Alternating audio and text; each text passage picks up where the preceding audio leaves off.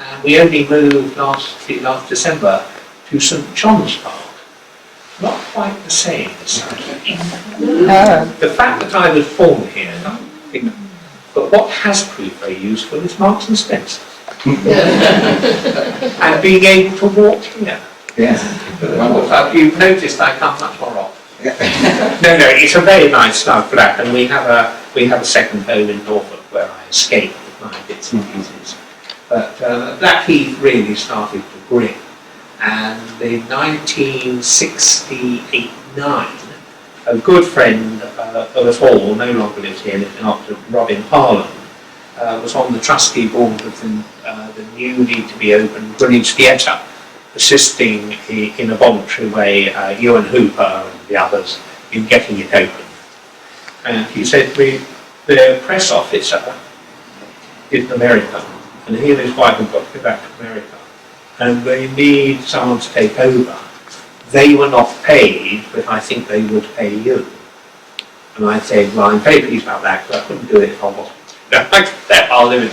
Anyway, I became, initially for 3 weeks, I was the press officer to help open the newly restored Greenwich Theatre in October 1969 with a play which Ewan Hooper put together on the assassination of Martin Luther King.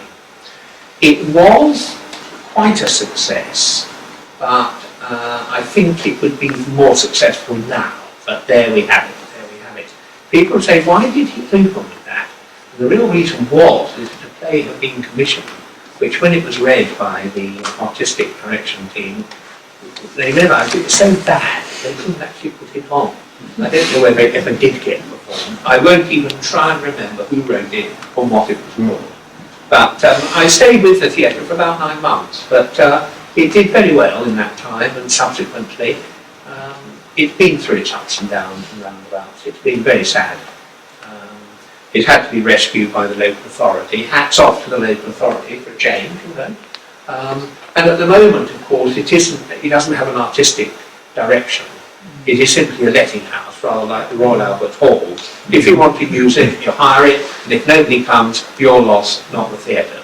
The main problem with the British Theatre, even when I was there and subsequently, if the plays got well reviewed in the national press, they were packed. If they weren't, even if they were good, very thin. Very sad. People wanted the theatre, but when it was open, they didn't support it. Ewan Hooper came to see me in, I suppose it was sort of 1969. No, 1970. Yes. Because he wanted to put on a local documentary. And we spent the afternoon talking through all sorts of themes, but he didn't seem very motivated by any of them until I mentioned the London to Greenwich Railway being the first one in London. And he leapt at that and commissioned a writer, and the sort of musical drama called Down the Arches was put on. And that did attract people who didn't normally go to the theatre. So some of the ushers in the theatre did have a bit of a problem because people were taking their pints of beer into the auditorium and sitting drinking and joining in. It was like musical, really.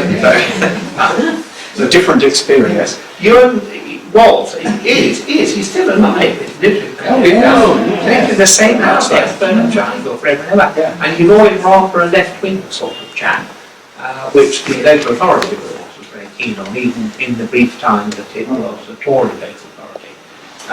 But there's no doubt at all that he put his heart and soul into it. I'm very sorry, with hindsight, this is at the time of the inquiry, very sorry that they didn't restore the facade. But it was redone by Brian Meeking in an unashamedly modern people, and people like it. But I do think the facade would have been kept. 10 years later, they would have kept the facade. Anyway, it's a splendid book, but as we all know, anyone who's got a copy of it, it's got what they call a perfect binding, which is far from perfect. It falls apart if you try and read it. Pages. Yes. It was not very well done. It was a star of stage screen and the Brilliant Phantom recently. Yes, it was. He learned about it. Yeah. He hadn't got one, so I sent him one. Yeah. If I just go back, the Blackheath Society. Yes. was another landmark in your life, wasn't it? Well, absolutely. In fact, I suppose in some ways it was the turning point, me being who I am and what I do. I was working for the Witchloft and being asked doing things, and this was taking the children to Brooklands Primary School, and bumped into a nice lady called Julia Ledley, who was also taking her children to primary school, and her husband was Warwick Ledley, who then was a dab hand at amateur framing, a very dab hand indeed. He was brilliant at it, but he was also the director of a post office telephone exchange in Lewisham, which is now the Lewisham district. And Mrs. Ledley said, "You can't go on renting that flat in Blackheath Park. So and so's moving from a flat in Pond Road, yours to buy it." And I said, "I have vowed in my life I will have neither a mortgage, a car, or a telephone, no, a television." Within a year I had all three. I wouldn't be without any of them. Well, no, I haven't got a mortgage anymore. But Warwick Ledley said, he said, "I'm on the Blackheath Society committee, and we need a press officer, someone who tells newspapers what we're about. Why don't you?" And I put your name for it. So I said, "Oh, yes, all right. And he went to the committee meeting, and the chairman was a chap called F.R. Bobby Ferber, the great name, and Warwick said to him, I learned later, "Well, Neil Rhind lives across the road, and because he's freelance, he's got nothing to do. So he'll be a jolly good press officer." And the first meeting I failed to attend, because nobody had actually sent me a notice of the meeting. Just there we go. Warwick was the secretary and should have done so. I think he thought he told me. Anyway, I became the press officer, and the rest, as they say, is long drawn out. But I eventually became on the committee, Ferber's number 2, advisor and helper, and I became chairman in due course. Now I'm a vice president. But I must give a few words to Bobby Ferber, who I didn't know. But he was an extraordinary, he is an extraordinary man. He's 92, still lives in Pond Road, opposite Gravely. Bobby Ferber was a solicitor, and he was a senior partner with one of the big companies. It was called Clifford Turner. And when he retired, they merged with Coward Chance to become Clifford Chance, biggest legal firm in the world, bigger than anything in Chicago. Anyway, I went to see him. He was then living in Kidbrooke Gardens, and he seemed a jolly nice man, and we got on very well. And he was very generous, because he opened his cellar, his piano, and his library to me, and we've remained very good friends ever since. And I owe him a lot, and in fact, so does Blackheath and Greenwich, enormously so. It is unbelievable what he's done. And he was involved in absolutely everything. I do not know how he did it. He was Yehudi Menuhin's solicitor. He helped open the Yehudi Menuhin School. He was solicitor for the British Film Institute. I mean, dozens of things. He was always there. And yet he still, seems kind to be a family man, and he's excellent and lovely wife. He brought up 4 children, 3 of whom are now in Who's Who, as is Bobby. And the only one who isn't, should be, that isn't, but there we go.